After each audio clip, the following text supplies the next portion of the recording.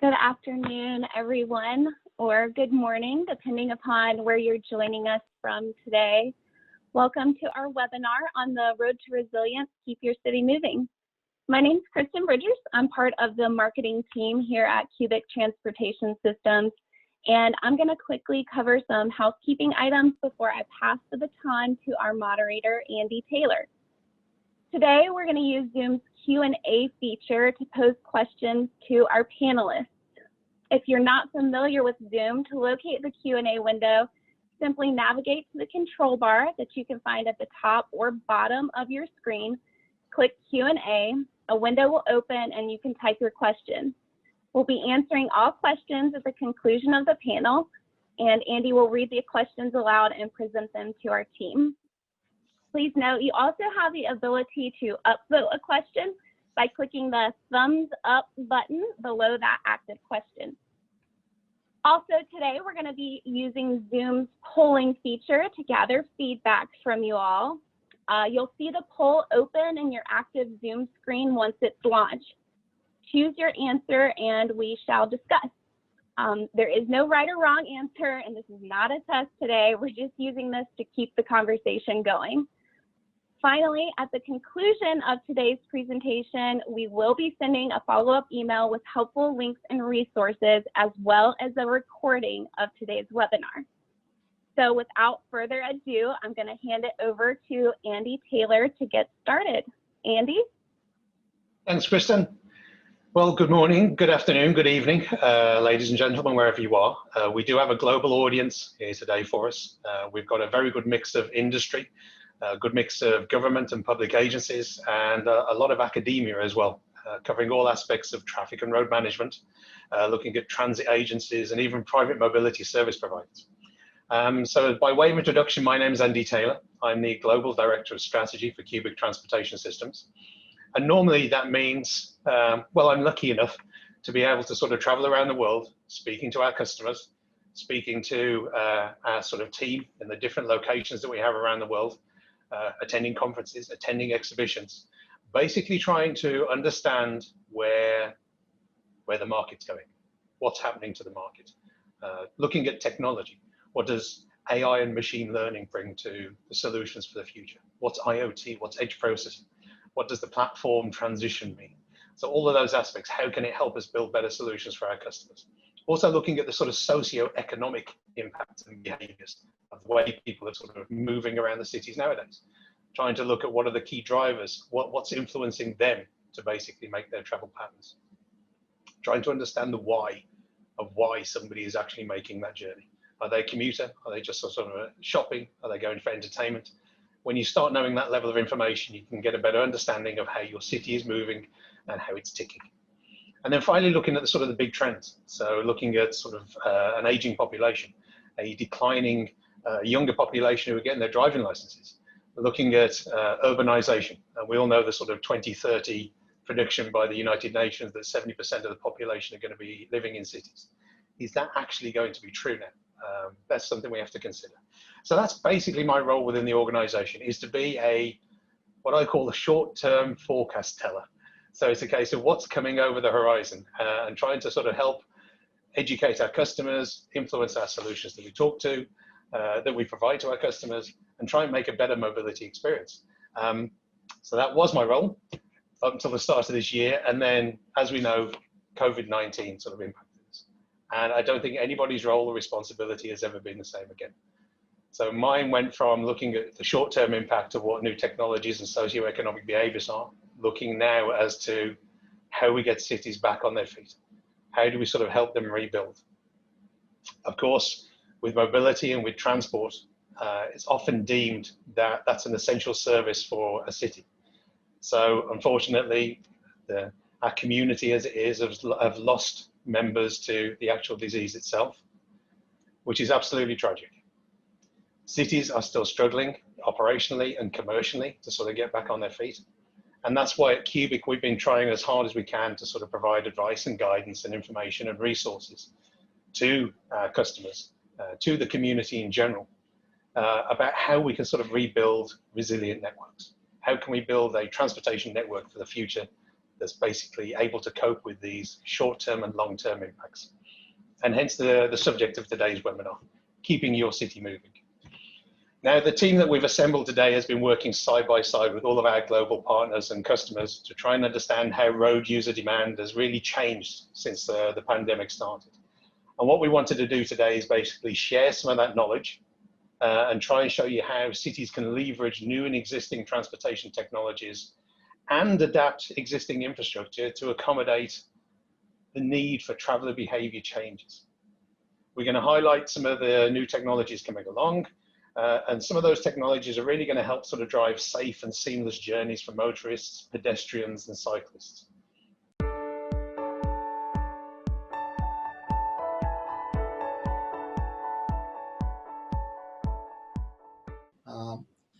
So it's an opportunity for us to really reimagine transit. And I think Jeff spoke to some of the ideas and thoughts in terms of things like, how we manage our curbsides better, or what we do with bike lanes and pedestrian-friendly streets and the like. But it's also an opportunity for us to work together again as a collective industry to rethink how we bring integrated mobility service offerings to market.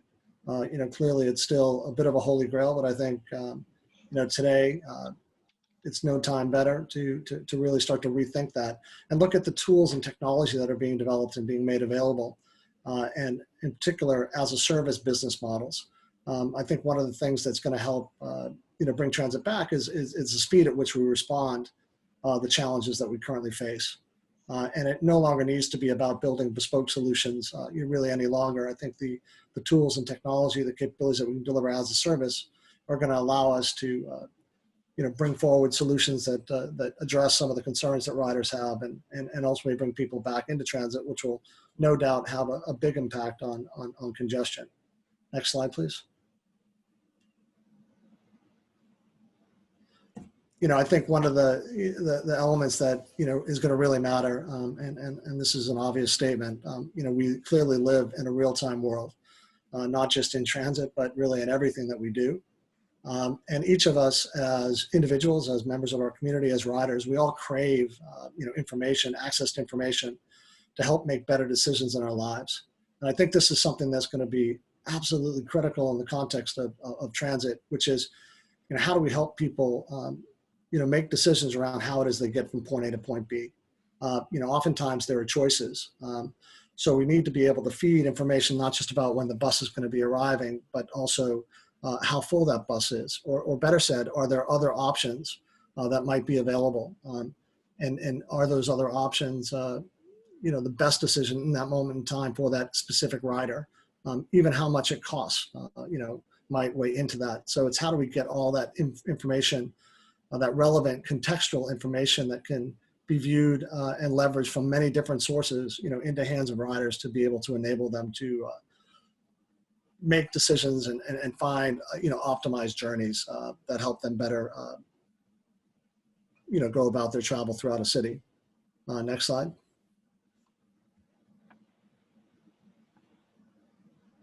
And just like riders, agencies too, I think, in our conversations that we're having, also are looking for new tools and technologies to help them make more intelligent decisions around how it is that they provision their network and, more importantly, serve their communities. They need to find ways to be able to provision services to the right place, at the right time. And I think with the advent of more sophisticated tools for analysis and analytics, specifically, visualization, the implementation of, AI and machine learning and the like, it's going to have a big impact to better be able to enable them to offer services that they haven't been able to offer before, and put them in the place where people, are and where they're going. So I think all these things, are going to be important. I'd like to think that never is not an answer that's possible in terms of ridership coming back to transit. My hope is that we can just make it better, right? And again, I think technology by itself is going to play an absolutely giant role and have a huge impact on our ability to bring people back and have them feel comfortable, whether it be riding a bus or a subway or taking some form of micromobility or other alternative solution. So Doug, you mentioned about sort of schedule adherence. We know public transportation is very constrained by the road traffic that exists around it.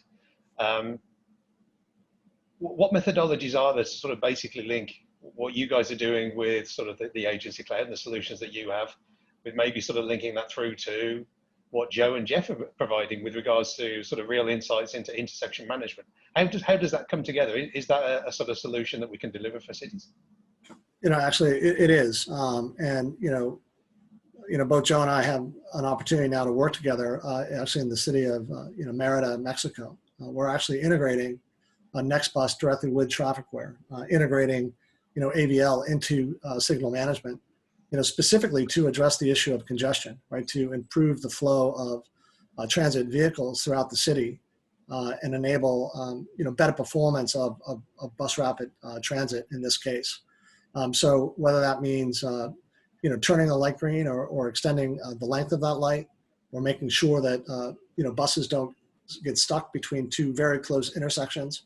I think there's a huge opportunity for us to be able to go out and, really build integrated solutions through leveraging open APIs and enabling that ecosystem to come together to provide, advanced capabilities that will help, cities move better.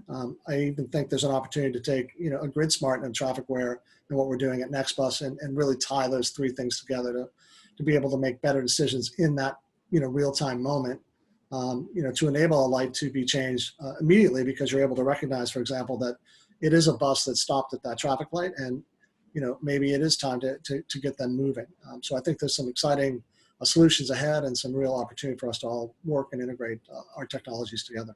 Yeah, and Doug, this is Joe. Just to add, what we're doing down in Merida is something that can be leveraged across a lot of middle market cities in North America and provide a differentiated application. So we're very excited about that project. Now that sounds very interesting. I mean, yeah, you mentioned about sort of linking it in with GridSmart as well. And I know, Jeff, you mentioned about sort of analytics to do with pedestrians, analytics to do with cyclists. How does that all fit in with managing the intersection as well now? I mean, is this sort of a proven technology? Are we deploying the solution now? Where are we in that sort of development? And, who are the people who are very interested in this at the moment? Who's looking to sort of take it to the next level of analytics when it comes to intersection management? That, in terms of bikes and pedestrians, that's definitely, an active topic right now, particularly as Vision Zero has become more important to cities, wanting to make sure, we minimize, mitigate, prevent as many fatalities as possible, right? Do everything we can. So, that technology is available today. GridSmart, we've always detected bicyclists since we started the product in 2010, which was very helpful for bicyclists getting green lights. But leading the way on that was the state of California, 8 or 9 years ago. It passed some legislation that meant that bicyclists had to get longer greens than cars, so they had time to clear the intersection safely. And that led to sort of, people trying to create products that could discriminate a bicycle from a vehicle.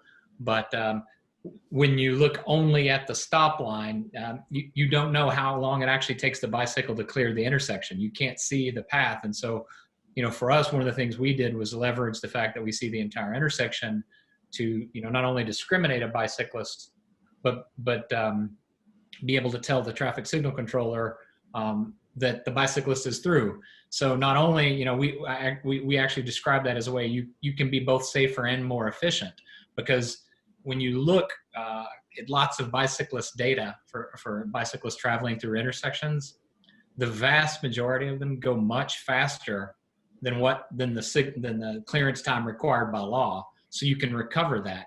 And the one thing you can also do is, if by chance they're slower, you can protect them.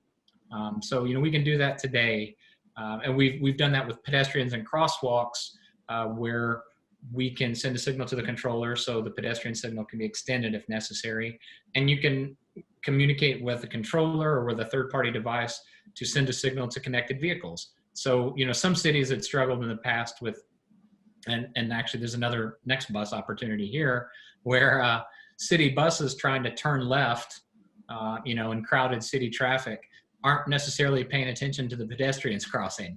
Yeah. So they're trying to shoot the gap between cars, and one specific city had, I think this was years ago, 3 fatalities in less than a year from city buses hitting pedestrians in the crosswalk. So that's another application. And I do believe we're going to see more pedestrians, more bicyclists. I mean, what really would like to see is infrastructure for the bicyclists, but for the next while, they're going to be on our roadways, and we need to take care of them. Well, Jeff, it's good to know. If you get, I'm going to have to get in touch with you, because I think I need a grid smart at the corner of our intersection on Wolf and Washington, because you need to have the acceleration of a cheetah to get across in the timelines that they give you Exactly. here. You definitely. Yeah. So if you could send me every intersection needs a grid smart. So that's just that. There we go. We'll work on that one instead. The questions are starting to come in now. So, but please feel free to sort of get as many questions in as you can. I have one question before I go to the Q&A, and you've touched on it briefly. You've mentioned Mexico. I know sort of some of the deployments that we have are overseas, and we are collecting huge amounts of data. So how are sort of agencies coping with sort of management of data in these times? How are we managing the data at these times? I mean, there's so much GDPR, PII information. Are agencies being more responsive to opening up data in these COVID times? Or are they sort of having to fast track some of these developments to get the data out and sort of share data to make it more accessible? I mean, on both sides of the situation here, on the road side and on the transit side, what are people doing with data at the moment? I'll start on the road side and then let Joe's done a lot. The one interesting thing on the road side is we effectively, like GridSmart has no PII. So that's, all we have are, the type of the object, the direction it went. And so that makes it a little bit easier for us in terms of protection. And that data is being used for charts like I've made and to feed adaptive traffic systems. And so then Joe, you guys have been working a lot with data too. So. Yeah, I mean, so everything is rooted in data, and when you look at prior to heading into this pandemic, we weren't prepared, and so everyone's clamoring to try to understand, how to collect data and deploy sensors across the arterial corridors to collect information and pick up on some sort of pattern. We use several technologies, right? So at TrafficAware, we have magnetometers. We utilize GridSmart video. We also have utilized some Bluetooth technology to help us pick up on origin and destination data. And I think that, right now it's really about taking what data you have. It's just we don't have enough history in this period where we're going to be developing the new normal. And so we're just going to have to be patient, I think, more than anything, until we can collect and amass enough data to build meaningful models. Mm-hmm. Yeah, I think just one comment, when you speak to riders themselves, and I think it was mentioned at the top, just relative to, capture of, individual, person data, clearly anonymous data, is the way that I think people would be most comfortable, right? Everybody is worried about, privacy. You brought up, GDPR. You can look at the, California Privacy Act and the like. I think that's going to be a big challenge, right? Because, we do want to know and see how people are moving and flowing through the city, specifically where they're going, but you got to do it in a way that, protects them. And I do think that data, is becoming more critical to the agency themselves, because they want to be able, through analytic and visualization techniques, to be able to look at the flow of people, the movement of people in a city, because ultimately that is going to help them, plan their service and routes better, and put vehicles and buses in the appropriate place, whether that be large vehicles, or even looking at options to bring, other smaller or micro type services to cities to feed, some of the, areas that, might not be best, served, or more importantly, affordable to serve with more traditional, transit offerings. So I think data is going to be critical to everybody, but I do think we have to make sure that we're, protecting the interests of the public. I surely don't want anybody to be able to, track me in terms of where it is I live and where I go. And I think that's the same for everybody. Yeah, privacy and security are going to be of utmost importance as we go forward. Yeah. Okay, I'm going to go to the Q&As now. I think the first one's more of a statement more than anything else, but I have a little add-on at the end. It comes from Efren. It says, with more delivery services comes more delivery vehicles on the road. certainly not the numbers of single passenger cars, but close to it, but at different peak hours. These will differ. Retail delivery will now be out on the streets in higher numbers for most part of the day, not just peak hours, especially during busy buying seasons. That's a direct statement, I think, more than anything else that we're sort of seeing with the traffic patterns that we're seeing today. But it raises a good point about the demand and capacity, which leads to sort of the congestion on the road networks and stuff. What methodologies are we seeing out there which are basically trying to sort of spread the demand over the available capacity over the day, just on the road network, but morely on the sort of transit side as well? I mean, we are looking at instances where social distancing is key on public transportation. So what are the agencies doing to sort of spread the demand over the day? And what are sort of road traffic agencies doing to sort of try and incentivize people spreading their journeys? Or are they at the moment? Are we still at levels where the congestion is not that bad?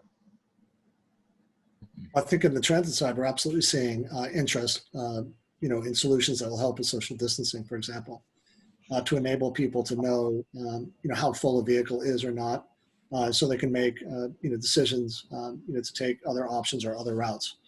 So I think there's absolutely a clamoring, again, for more real-time data, real-time information in that regard.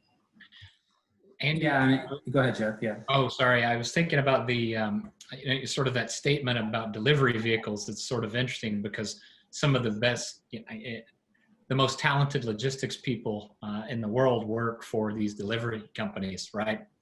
And interestingly, those logistics optimizations are based on traffic patterns that are changing and traffic light management that's changing. And so there's an interesting give and take there where it may be that cities and traffic management companies and logistics companies need to work together. Yeah, that's exactly right. I think if I could add to that, the real time detection is critical to help understand what's happening in the arterial intersections. We have our connected vehicle technology whereby we're able to provide routing and logistics applications, the real-time signal and performance, signal and timing data. So we're able to take the SPAT data, stream that live, and help folks try to plan as best as possible in terms of routing folks through the arterial corridors. The models that are no longer, and so install more detection and utilize real-time data to help get people from point A to point B and make those routes more efficient. Yeah. I think too, just in general on the delivery side, I mean, I agree with the statement, and it's folks actually have a choice now. It's interesting, right? We used to not have a choice in when we go to work. So in the morning we go and there's morning rush hour, there's evening rush hour. And today folks can wake up and go, oh, gee, there's a semi overturned on I-10. You know what, I think I'm going to work from home today because I don't want to spend an hour and a half in traffic. So those kind of things are happening today because of the ability to detect in real time. So one quick comment just on the the delivery vehicle notion. I think it's about cities understanding that curbs and streets are assets, right? And finding ways to think about things like curbside management, and where delivery vehicles can and need to go, so that they stay out of the way of regular people. All you have to do is go into a major city, and the notion of double parking is a big issue, right? So if there's floods of delivery vehicles out there, I think we do have to get more intelligent, a little bit smarter about how it is we manage the street itself and that as an asset. Thanks for that, Doug. I mean, I do have some insights myself more than anything else about this, and I'm going to talk over the next poll that I've asked to be put up, and this is about the sort of flexible work arrangements that you just mentioned, Joe. So, Kristen, if you could put up the poll on the flexible work arrangements.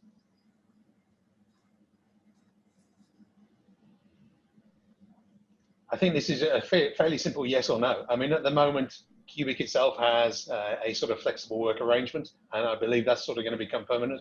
But the organisations that we're talking to today, just let us know how many of you already have sort of flexible work arrangements in place. And while that's going on, I'm just going to go back and allude to my past, where I used to be an air traffic controller. And Jeff, as you mentioned, some of the logistics people that work for these agencies are absolute geniuses. And I used to work the night shift sometime, and we used to have the airspace is clear, very few people flying at night. It's mainly just FedEx and UPS and everybody else. And they used to file the most spurious routes arcing across the country. And they had the best weather experts on the planet as well. And they were basically following the upper area wind streams purely just to get the fuel efficiency. So you're absolutely right. They've got some of the best logistics and planners on the planet. So, sorry, just an aside while we were voting on that one. So interesting to see 2/3 of the attendees have already got sort of some flexible work arrangements in place. And I tend to believe that, you know, if you start looking at sort of a holistic mobility planning for a region now, I think the flexible work arrangements has to be part of that mobility policy. I think that we're going to see that becoming more and more of included in sort of the policy for cities of the future. So thank you for that. Right, next question from Kenzie. Is there simulation when GridSmart detects bikes passing through intersections and communicates with traffic controllers to extend the green time? Jeff, I think that's definitely your question. Yeah, and actually, I was going to respond in writing, but I accidentally clicked "Let's respond live," so we will. There's not a simulation. There's actually production deployments of that. So, I mean that's in the wild and being used in intersections today, actually. So. Okay. Perfect. Yep. The next one I'm going to ask is Scott McInnes asks, "What are the largest obstacles to deployment of touchless solutions in transport?" So, you know, it's interesting, and I think, you know, Jeff Price may have an opinion, but really from my standpoint, it's going to be adoption. I mean, it's the change of behavior and the ability for folks to have access to what they need to actuate the intersection. So it's in motion. That's a hot topic, one that we're working on. I know, Jeff, you've given that some thought as well. Yeah, from the roadways, right? The real touch points of pedestrian push button. And traditionally, I've been very opposed to trying to passively determine which way a pedestrian wants to cross the street, because I've watched a lot of video and you can't read a pedestrian's mind. I've been swayed recently. One, COVID's changed that, but two, by watching more urban locations and realizing what we all do is press both buttons anyway and go whichever one comes up first. So at that point, and you do what Charleston, South Carolina did. You always actuate if there's a pedestrian on the corner, and then you tell the traffic signal controller, hey, there are no more pedestrians, and he knows he doesn't have to serve a pedestrian cross signal. So that's the touch point in intersections. In transit, whole different game. I think that's Doug's domain. Yeah. So if I were to answer that just in terms of, you know, fare collection as an example, right, getting on a bus and having a touchless experience. Look, I really don't think there are really any obstacles, you know, with as a service technologies like what we offer through, you know, our TouchPass solution. You know, it's really an issue of just implementation. You know, I think that the technology is available. You know, the systems themselves delivered as a service are now configurable, and you can actually move really, really rapidly. You know, the other thing I would say that could be an obstacle would be just the proliferation of things like contactless EMV cards, as an example, in this country. You know, other parts of the world, clearly, you know, everybody's got one on their wallet. But I think the move to issue media that, you know, allow people to board a bus and tap a card, whether that's an agency issued card or a mobile phone, you know, with a virtual wallet in it, or a contactless EMV card. Those obstacles are coming down rapidly, and I really just don't think there's any other than just the time for implementation, which again, when delivered as a service, can be done very, very quickly, you know, in a matter of months, not in a matter of years. And I think that's a big change that's taken place. And I think it's going to be one of the outcomes we'll see due to COVID, is that people are going to adopt the notion of as a service, they adopt the notion of agility and speed to deployment, and recognize that they can actually get what their riders seek in a very quick time to market manner. Okay, so I'm going to leap straight onto another question off the back of what you said there, Doug.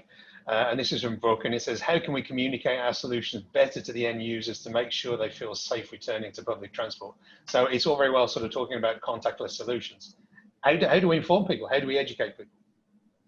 I think one, we have to, you know, point to, you know, some of the examples that are, you know, in market today, right? And educate agencies themselves about the fact that you can implement this, you know, at a relatively low cost and again, in a quick time to market, you know, manner. I mean, the TouchPass team has, you know, 15 agencies live in North America today. We'll add another 15 in the coming months. And we have experience in some of the mega cities like New York and elsewhere where we're launching contactless EMV and millions of users are, adopting and adapting and finding them to be, far better forms of, payment than they have experienced in the past. So I think it's just getting the message out and getting people to realize no matter whether you're a small agency or a mega city, that you all have access to technology that allows you to deploy, any number of touchless fare media, again, mobile, transit agency issued cards and or contactless CMV. And you can do it again, relatively straightforward and simply. Yeah. Okay, thanks for that, Doug. Pushing straight on, Jeff, you mentioned this in the start when we were talking about sort of Paris and what the mayor of Paris has done. But the question again comes from Brooke. It says many cities are opting to expand their bike lanes to accommodate the influx of cyclists. So what else can we do to communicate the less invasive tech solutions to those decision makers? Now, bearing in mind, you mentioned Paris. We know about New York closing down lanes for sort of cycles. Amsterdam has got rid of 10,000 parking spaces in the center of Amsterdam to get it for even more cycle lanes and wider sort of sidewalks. So what can we do to communicate the less invasive tech solutions to those decision makers? So how do we, I mean, basically we just keep going to see them, keep marketing the solutions and talk to decision makers. The thing about parking is something that's kind of interesting to me as well. A couple of years ago, I did a talk where I did quite a bit of research on parking and the amount. I think the LA basin has something like 238 square miles of parking. Effectively in the United States, we have 7 parking spaces for every car. And what's wild about that is you look at cities, the amount of real estate used for parking and roadways is incredibly valuable.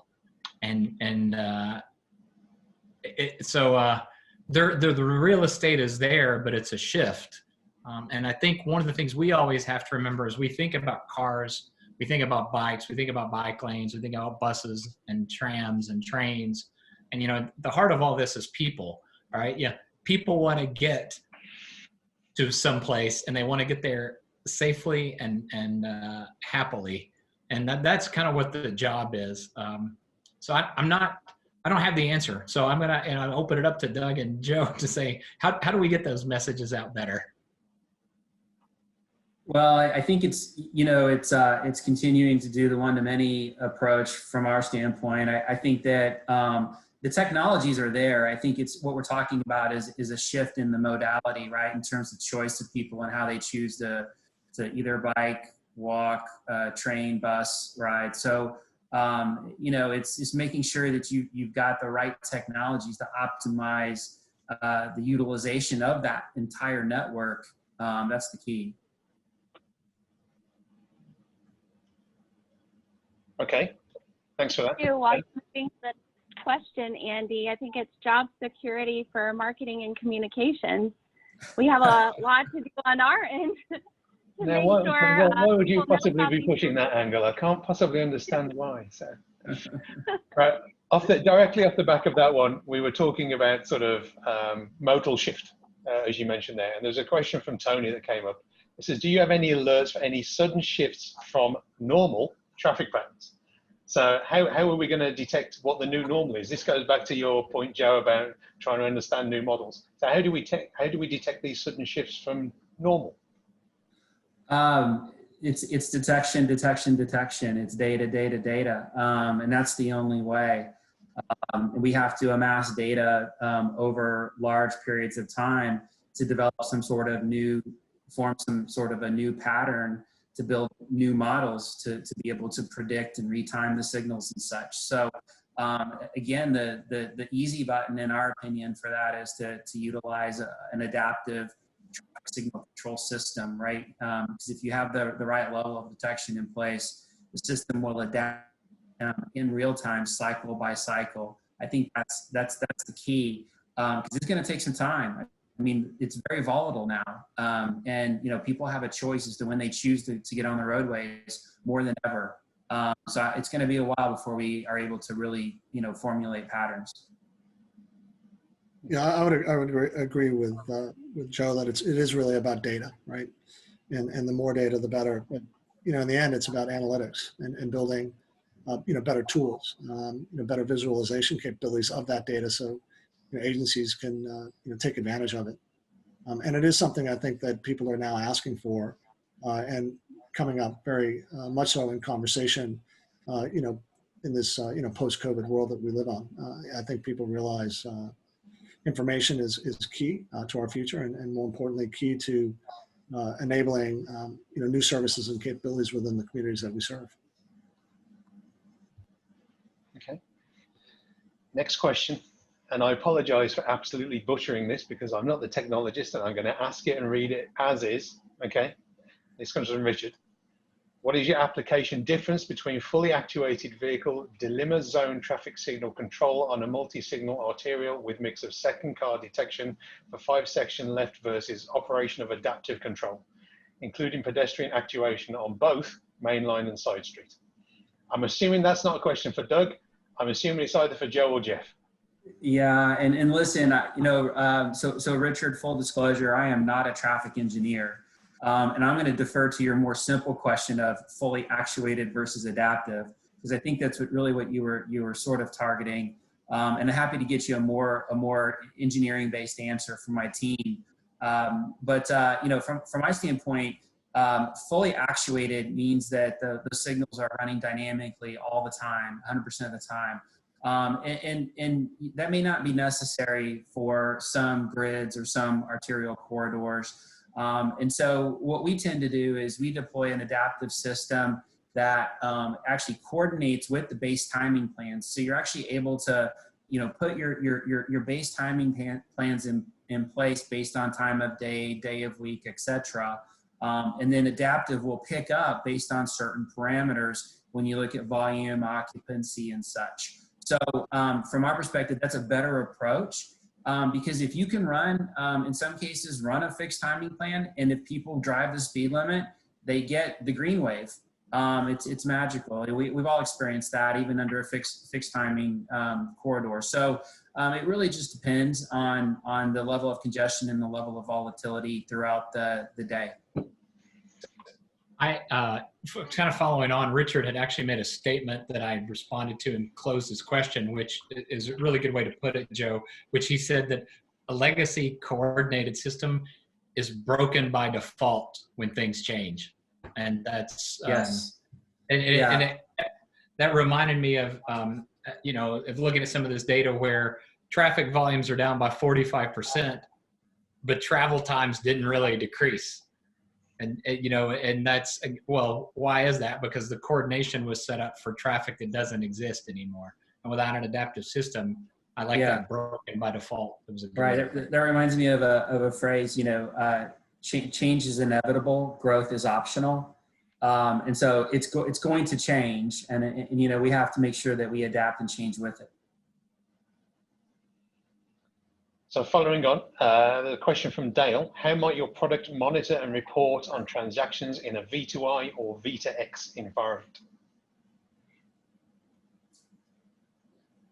So based on that question, I mean, I'm thinking more in the connected vehicle realm. And I think that, we are certainly have our eye on road user charging type scenarios, and not necessarily just road user charging for tolling purposes, but also for subsidy purposes. The ability to detect obviously gets into tying multiple applications Cubic has together. When we think of the payments platform that we have, the back office system that we have, and then looking at the surface transportation and the ability to utilize, detection technologies. So I like that question. I think there's many ways we could kind of frame that when you look at the future in terms of road user charging. Okay. I mean, just mention that, Joe. I mean, some of the work that I've seen that you've got going on with the vehicle to infrastructure components, the sort of synchronizing of the sort of traffic light information. Can you just give us a quick sort of statement on where we are with regards to, I know we're working with Audi, I believe, is it? Or what's the work that we've got going on there? Yeah, that's correct. So we have a partner that we work with, TTS, and so TTS out there in the marketplace, they work with several other controller manufacturers, and they're taking our data, and they're actually serving that up through the cloud directly into the Audi vehicle to basically emulate the real time phase changes for the signal.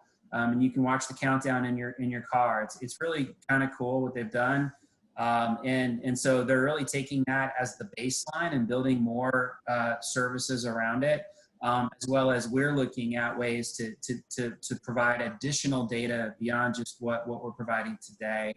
And I think that there's several applications that we'll be able to talk more about in the future as we utilize that technology. Okay, thanks for that.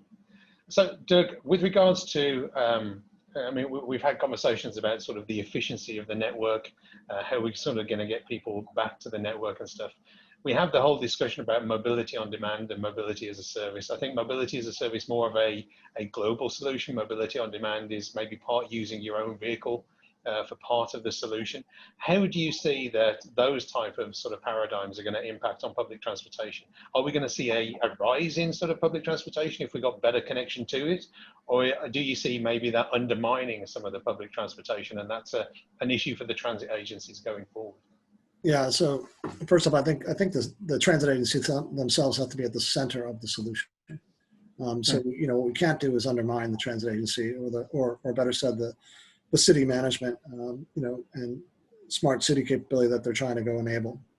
So, I think we've already seen it in cities like Dallas and elsewhere where they've done some interesting work to try and bring in, micro mobility or, mobility on demand, I guess is the better way to say it, meaning, serving parts of the city with, new forms of transportation option, whether that be, carpools or vans or, other things to get between where the major lines run. And then looking for ways to integrate those, in a common application. So this notion of look, book, and pay, which is something that's really, critical for, us as a company and us as a group within the Cubic Transportation Platform Group, which is, how do we take, public transit, link it to scooters and bikes, connect it into, TNCs, and enable people to, plan a journey, discover the one that makes most sense for them, the one that might best fit the scenario that they find themselves in at any given moment in time, and enable them to pay,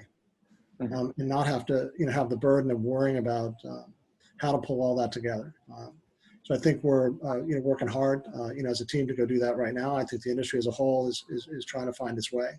But I do think at the end of the day, the agency themselves, the city, has to be at the center.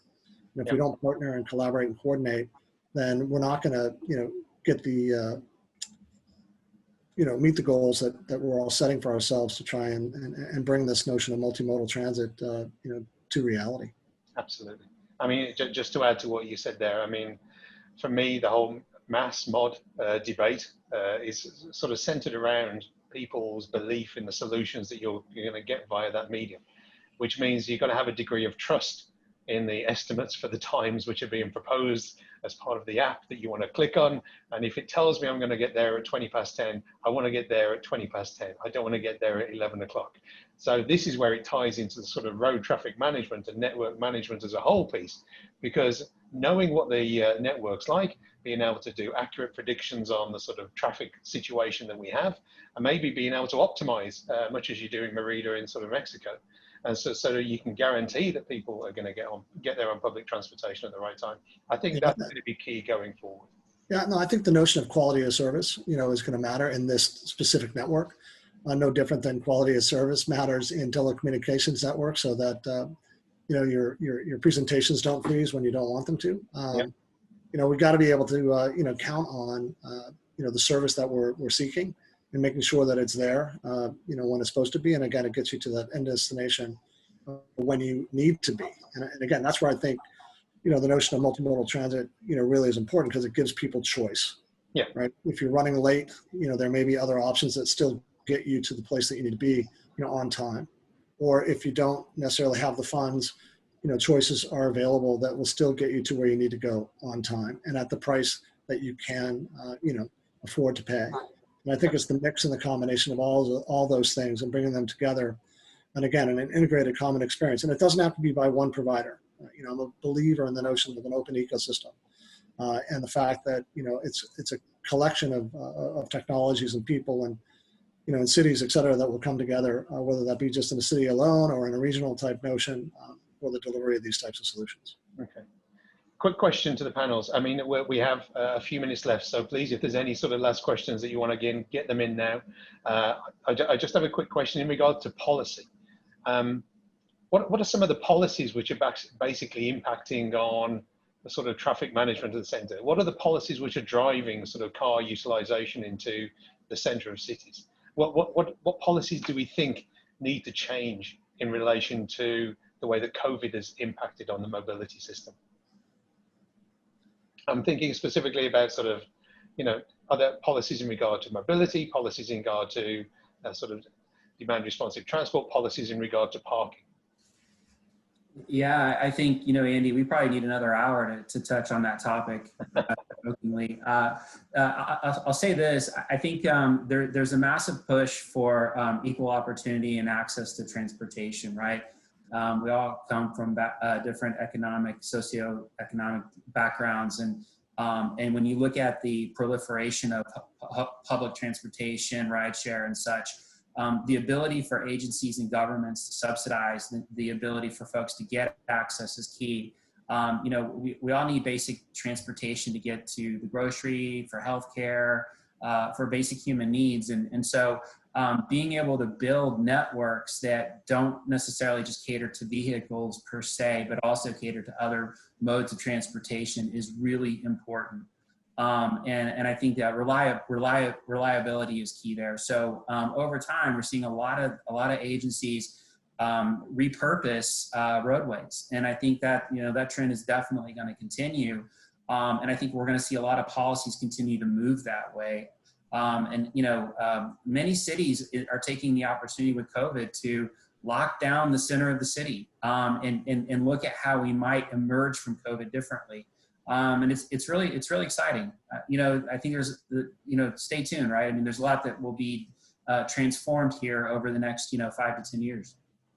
I think one comment on top of that, in the locking down of the center of the city, it's looking at bus rapid transit again. And we haven't really touched on it, but, it was put in the notes from Jeff, but parking, how do we implement, policies around enabling people to, park at a transit center, know that there's going to be a spot when they get there so they can actually board the bus to go to the city. It's one of the biggest challenges in Seattle, are integrated, elements like that actually, prevent people from stopping. So how do we, again, provide more real-time, information to riders or potential riders to be able to inform them of the choices that are available to them, ranging from everything where they can park their car and connect to transit, when that transit's going to get them to the city, and vice versa, how they can get home, and back to that car. So I think it's a very complex solution, and there are going to be policies that touch many levels of government that need to be addressed, and those conversations will not be easy,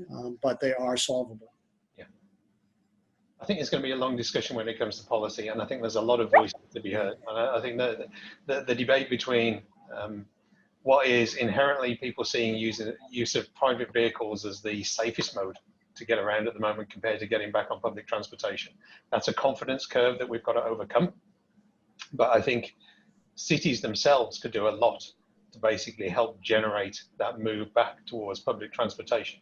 I think if you started looking at parking policy ordinances, or if you started looking at road user charging or congestion zone charging, that could be a viable methodology to basically try and help shift some of those sort of traffic patterns that we have.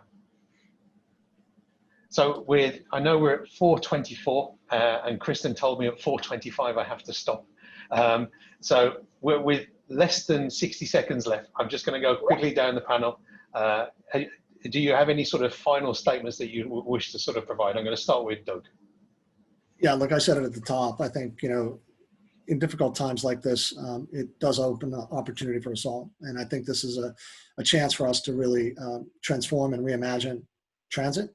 And it's an opportunity for all of us to bring our collective skills and capabilities and technologies to play to make a better tomorrow. So excited about the future, and I'm certain we'll overcome the current difficulties that we're facing. Thanks, Doug. Joe? Is that a Joe or a Jeff? Joe? Oh, Joe. hey, okay, yeah. So, yeah, I think, listen, defining the new normal is going to be stressful and exciting for us all. And so our job is to help agencies along that pathway, whether it's adaptive signal traffic control or other forms. We didn't really touch upon incident management, Andy, and I think that, as you look forward to, there's a need for, deploying, mass regionalized systems that communicate center to center.